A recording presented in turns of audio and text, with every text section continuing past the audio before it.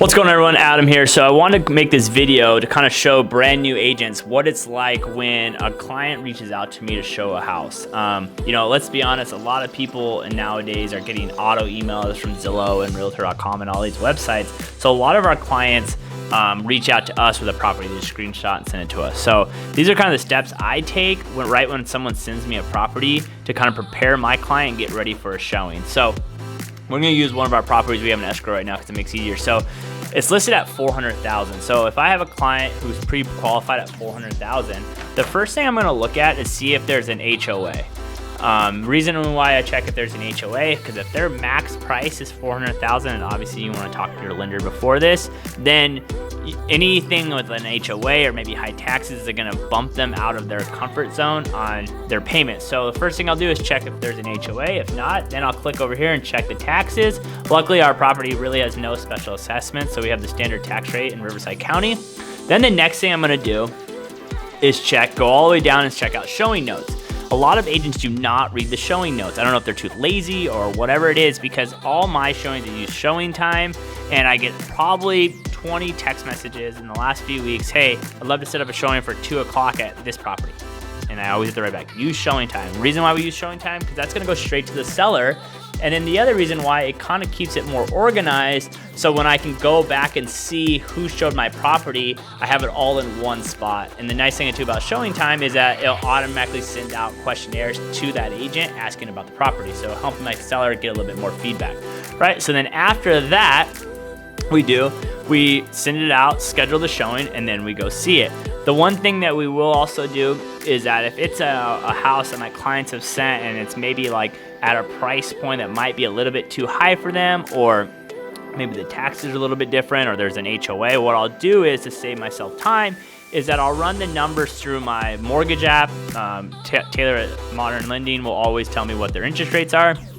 I'll calculate it out. I'll send it out to them saying, hey, this would be your payment on 123 Main Street. Is this something you want to go check out? And they say yes or no. The reason why you want to do that is that you want your client to know if they're not wasting time, or you're wasting time driving out showing a property that they can't afford or don't want to pay that much. So so now we're gonna go out to the property, and I'm gonna show you what I do step by step when I'm showing a property, because I think a lot of agents don't really know, based on when I'm seeing people show properties, what is the most effective way that I have learned over the years is the best way to show a house. So next time you see us, we'll be at the property.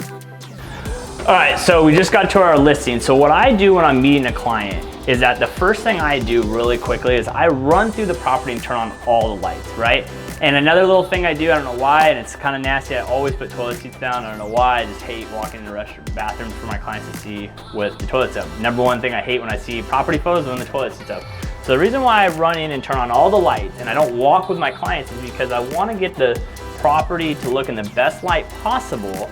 And I know that's with all the lights on. I unlock all the doors, I open everything up, because there's nothing worse than when your client's kind of walking through their house timidly, like not knowing what things are, like is this a bathroom, is this a bedroom? So I go through and open all the doors up so that my clients feel more free when they're walking the property. So when I come in, I'll turn on all the lights, and I'll come through really quickly, and I'll leave my clients at the door while they're soaking in the property. I don't need to stand there and tell them it's a kitchen. Obviously they know what a kitchen looks like. I see a lot of agents that are always, oh, this is a kitchen, this is the bathroom, things like that. And obviously clients know that, they're not stupid. So I open all the doors, turn on all the lights. So now when my clients walk the property, they're seeing the property in the best light possible. So note for sellers too, if someone's gonna come see your house, not every agent does this. So if you know you have a showing that day, turn on all the lights, right? Open all the doors. Make these people feel super comfortable. Do you notice when you go look at a new build, they don't ever have any doors? The reason they do that, one, it makes the house look bigger, and two, they do it because then everyone's kind of free walking through the property. So for most time, I allow my clients to walk the property. I've already walked it fast enough to see if there's any questions that they might ask about the property.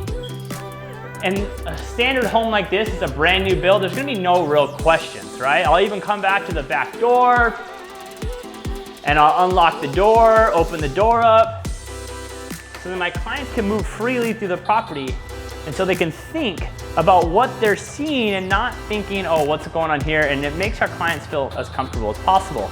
You know, and not a lot of clients, when I used to show a lot of houses, I would try to know as much about the property as possible. Nowadays, people just know so much about that 1 or 2 houses they're looking at that I don't do that homework until after they like it, right? I've already checked the tax rate in the HOA. I know they can afford the home. And so then when going back, maybe there's an area that maybe there's question if it's permitted, maybe there's some questions about the property. And then if I say, if they really like the property, then we'll move forward and ask the seller or the listing agent some questions to kind of help out the information. The reason why I don't do that before is because sometimes we're looking at 10 properties in one day. We just don't have enough time, and we need to really save our time and energy to focus on things that actually make us money. So these are just kind of things that I do when I show a property to get my buyers the most comfortable that they're gonna go in the houses.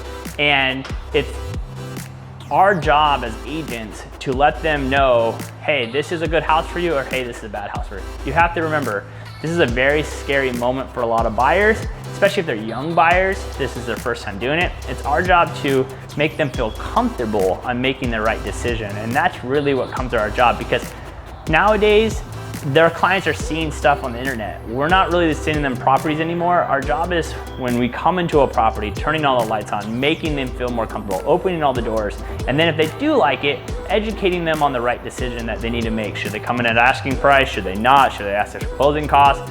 And then when we go down the escrow process with paperwork and home inspection and those kind of items. So this is what I do every single time someone sends me over a text wanting to see a property. Check the property, check the showing notes, check the HOA, check the taxes, set the property up, and then when I get to the property, I walk in, turn all the lights on, open all the doors, make my buyers feel as comfortable as possible. And then while they're walking around, I'm literally 90% of the time on my phone looking and setting directions to the next listing. So then when I get to my car, they're not waiting on me, right? And then when my buyers go through the property, I'm going behind them, turning off all the lights and shutting doors, so then we can move quickly to the next property. So hopefully this video helps, guys.